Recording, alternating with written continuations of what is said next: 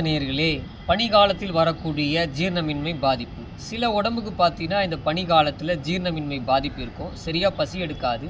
தொடர்ந்து இந்த நாசியா சொல்லக்கூடிய வாந்தி வர மாரி ஒரு சூழ்நிலை. இது போல பாதிப்பை சீர் செய்வதற்கு நாட்டு மருந்து கடையில கிடைக்கக்கூடிய இந்த சுக்கு, மிளகு, திப்பிலி அதேபோல ஏலக்காய், சீரகம்.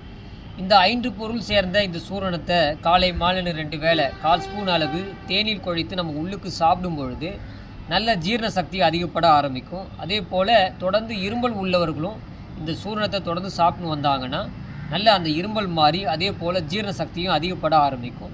இதனோட பார்த்தீங்கன்னா இயற்கையான முறையில் இந்த பிருத்திவி முத்ரா சொல்லக்கூடிய இந்த முத்திரையை காலை மாலை 2 வேளை ஒரு 10 நிமிஷம் உட்கார்ந்து கொண்டு ஒரு சாதாரணமான முறையில் அந்த முத்திரை மேலே கவனம் செலுத்தின்னு வந்தாங்கன்னா இந்த பிருத்திவி முத்திரை தொடர்ந்து செய்வதால் மண் பஞ்சபூதம் நல்ல சக்தி பெற்று நல்ல டைஜஷனை இம்ப்ரூவ் ஆக ஆரம்பிக்கும்.